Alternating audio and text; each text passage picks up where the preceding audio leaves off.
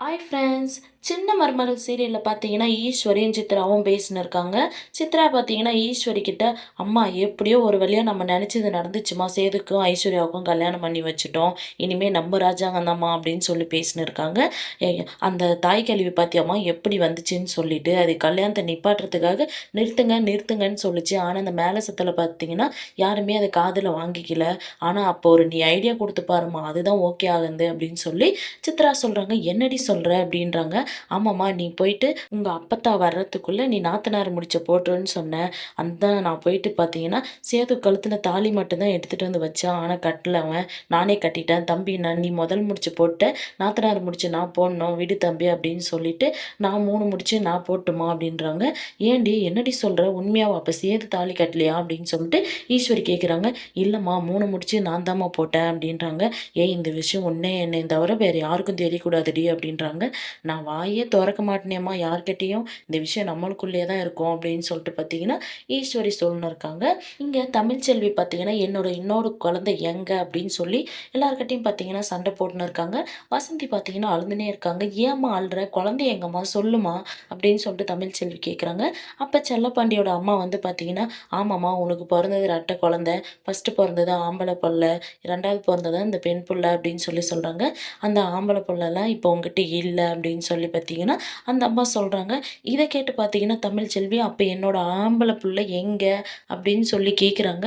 அப்பத்தா பார்த்தீங்கன்னா, "ஆமாடி, உனக்கு பொறந்தது ரெட்டை குழந்தை தான். ஒண்ணு ஆணு, ஒண்ணு பெண்ணு. அந்த ஆண் குழந்தைய நான் எங்க சேர்த்தணுமோ அங்க எடுத்துன்னு போய் சேர்த்திட்டேன்" அப்படின்னு சொல்லி சொல்றாங்க. "என்ன சொல்றீங்க? எங்க சேர்த்திட்டீங்க?" அப்படின்றாங்க. "அது யாரு வளர்க்கணுமோ, யார் வீட்டு வாரிசோ அத நான் அங்க எடுத்துட்டு போய் குடுத்துட்டேன்" அப்படின்றாங்க. "நீங்க எதுக்கு எடுத்துட்டு போய் குடுத்தீங்க அந்த வீட்ல? என் உறவே வேணான்னு சொல்லிட்டு தானே அறுத்து கழிச்சாங்க. அப்ப என் புள்ளைய மட்டும் நீங்க எப்படி எடுத்துட்டு போய் குடுத்தீங்க? உங்களுக்கு கொஞ்சமானா மனசாட்சி இருக்கா? நீங்க யாரு என் பிள்ளைய எடுத்துட்டு போய் குடுக்க?" அப்படின்னு சொல்லி தமிழ்ச்செல்வி கேட்குறாங்க. ம் "நான் அந்த 2 வீட்டு நான் பெரிய மனுஷடி. நான் சொல்றத தான் நீங்க கேட்கணும்" அப்படின்னு சொல்லி கேட்குறாங்க. "நான் கேட்கக்கூடாதுன்னு சொல்லி சொல்றேன்ல. நீ யாருன்னு கேட்குற? நான் என்னோட கொள்ளு பேரன எடுத்துன்னு போய் குடுக்குறதுக்கு எனக்கு எல்லா உரிமையும் இருக்கு" அப்படின்னு சொல்லிட்டு தமிழ்ச்செல்வி கிட்ட அப்பத்தா பார்த்தீங்கன்னா சண்டை போடுறாங்க. அப்ப தமிழ்ச்செல்வி பார்த்தீங்கன்னா, "இதுக்காக தான் எங்க வீட்டுக்கு வந்தீங்களா நீங்க? குழந்தைய எடுத்துட்டு போறதுக்கு தான்" அப்படின்னு சொல்லிட்டு தமிழ்ச்செல்வி கேட்குறாங்க. அப்பதான் பார்த்தீங்கன்னா, என்ன பேசுறது அப்படின்னு தெரியாம அமைதியா நிக்கிறாங்க. "நான் போயிட்டு எப்படியாச்சும் சண்டை போட்டு என் குழந்தைய வாங்கிட்டு வரேன் எனக்கு தெரியும். அப்படி குழந்தைய வாங்கிட்டு வர முடியலன்னா என் பேர் நான் மாத்திக்கிறேன். என் பேர் தமிழ்ச்செல்வி இல்ல" அப்படின்னு சொல்லிட்டு பார்த்தீங்கன்னா, தமிழ்ச்செல்வி கோவமா வசந்திய கூட்டின்னு கிளம்புறாங்க. அப்ப பார்த்தீங்கன்னா, திடீர்னு தமிழ்ச்செல்விக்கு மயக்கம் வந்துருது. அப்புறம் சரி எல்லாரும் பார்த்தீங்கன்னா, "டாக்டர கூப்பிடுங்க" அப்படின்னு சொல்லிட்டு பார்த்தீங்கன்னா, டாக்டர கூப்பிடுறாங்க. மலர் பார்த்தீங்கன்னா, குழந்தைய தூக்கி வச்சுட்டு கொஞ்சிட்டு இருக்காங்க. இத பார்த்து சேது பார்த்தீங்கன்னா, என்ன பண்றது அப்படின்னு தெரியாம அமைதியா நிக்கிறாங்க. அங்க ஈஸ்வரியா, ஐஸ்வர்யா எல்லாம் பார்த்தீங்கன்னா வந்து எல்லாரும் நின்னு பார்த்துன்னு இருக்காங்க. அப்ப ராஜாங்கமும் வராங்க. கருப்பு கிட்ட, "கருப்பு ஒரு சேர எடுத்துட்டு வா போயிட்டு" அப்படின்னு சொல்றாங்க. ஐஸ்வர்யாவோட அப்பா கிட்ட பார்த்தீங்கன்னா, "கல்யாணம் முடிஞ்சு கையோட போயிடாதீங்க. கொஞ்ச நாள் 2 நாள் இருந்து ரெஸ்ட் எடுத்துட்டு போங்க" அப்படின்னு சொல்லி ஐஸ்வர்யாவோட அப்பாவுக்கு சொல்லிக்கிறாங்க. "சேர இது ஓரம் போடு கருப்பு" அப்படின்றாங்க. சேரையும் பார்த்தீங்கன்னா, அவரும் வச்சிடுறாங்க. அப்ப "வாயா சேது இங்கன்னு" சொல்லிட்டு ராஜாங்கம் கூப்பிடுறாங்க. "இந்த சேர்ல உட்காரு. இனிமே நீ இந்த சேர் இங்க தான் இருக்கும். இதுல நீ தான் உட்காரணும்" அப்படின்னு சொல்லிட்டு பார்த்தீங்கன்னா, ராஜாங்கம் சேதுவும் அந்த சேர்ல உட்கார வைக்கிறாங்க.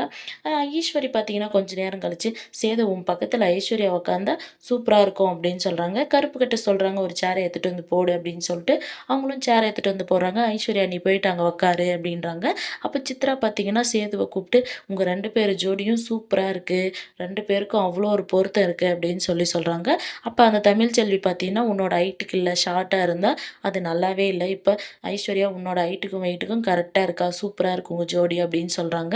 அப்ப சேது பார்த்தீங்கன்னா, "எதுக்கு தேவையில்லாத பழசெல்லாம் பேசிக்கின்னு, அமைதியா இருக்கா" அப்படின்னு சொல்லி சொல்றாங்க.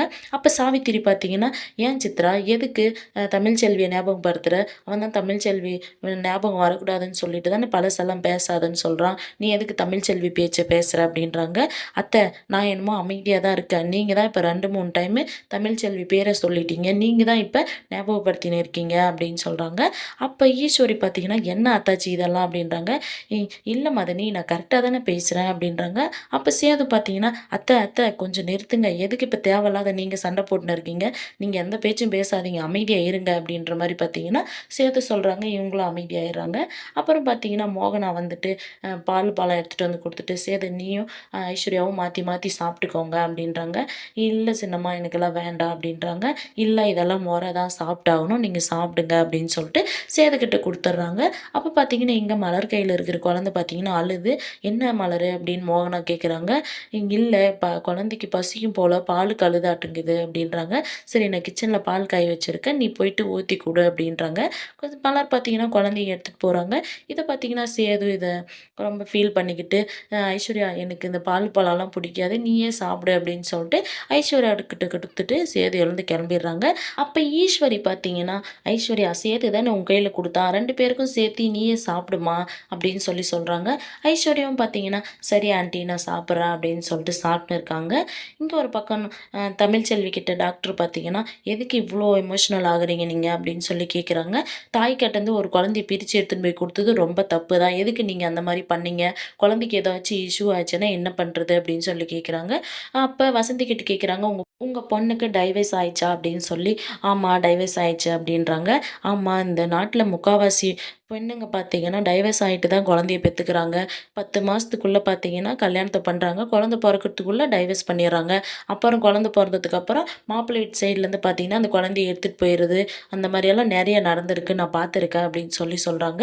சரி அந்த குழந்தைக்கு ஏதாச்சும் ஒண்ணு ஆச்சுன்னா என்ன பண்றது? அப்படின்னு சொல்லி கேட்குறாங்க.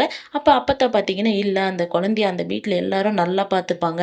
எந்த ஒரு பிரச்சனையும் வராது. அப்படி பிரச்சனை வந்தா நான் பார்த்துக்கிறேன் அப்படின்னு சொல்லிட்டு பார்த்தீங்கன்னா, அப்பத்தா சொல்றாங்க. இங்க தமிழ்ச்செல்வி கிட்ட டாக்டர் பார்த்தீங்கன்னா, ஒரு எம்பிபிஎஸ் படிக்கிற பொண்ணு வந்து பார்த்தீங்கன்னா, "இவ்ளோ ஸ்ட்ரெஸ் ஆகக்கூடாது. நீ ஏற்கனவே ரொம்ப வீக்கா இருக்க. இப்ப இருக்கிற நிலைமைக்கு பார்த்தீங்கன்னா, நீ 2, 3 நாளைக்கு எங்கேயும் ட்ராவல் பண்ணக்கூடாது. எங்கேயாச்சும் போறேன்னு போனீன்னா, ஏதாச்சும் ஒரு இஷ்யூ ஆச்சுன்னா நான் பொறுப்பு இல்ல" அப்படின்னு சொல்றாங்க. "நீ போயிட்டு பார்த்தீங்கன்னா, உன்னோட உடம்புக்கு பிரச்சனை ஆச்சுன்னா, உன்னோட குழந்தைங்க தான் ஹெல்த் பிரச்சனை ஆகும். அதுக்கு மேல உங்க விருப்பம் பார்த்துக்கோங்க" அப்படின்னு சொல்லிட்டு, "குழந்தைக்கு பால் குடுங்க" அப்படின்னு சொல்லிட்டு பார்த்தீங்கன்னா, டாக்டர் கிளம்பிர்றாங்க. இங்க ஒரு பக்கம் பார்த்தீங்கன்னா, ஐஸ்வர்யா, ஈஸ்வரி, சித்ரா 3 பேரும் பேசின்னு இருக்காங்க. அப்ப தாமரை உள்ள வரலாமா அப்படின்னு சொல்லிட்டு தாமரையும், சாவித்திரியும் உள்ள வராங்க.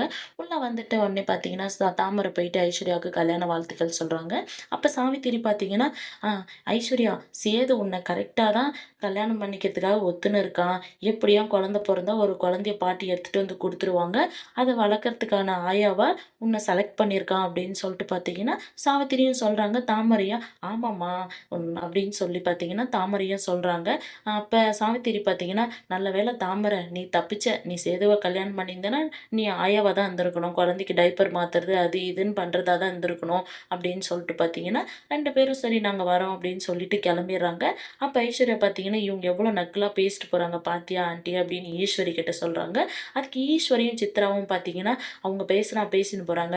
நீ சேதுவையும் அந்த குழந்தையும் கிட்ட நெருங்க விடாத. சேதுக்கு அந்த குழந்தை மேல பாசமே வரவிடாம நீ பார்த்துக்கணும்" அப்படின்ற மாரி சொல்றாங்க. இந்த மாரி தான் முடிச்சிருக்காங்க. அடுத்து எந்த மாரியான சுவாரஸ்யமான விஷயங்கள் நடக்குதுன்னு நம்ம அடுத்து வர எபிசோட்ல பார்க்கலாம். வெயிட் பண்ணுங்க.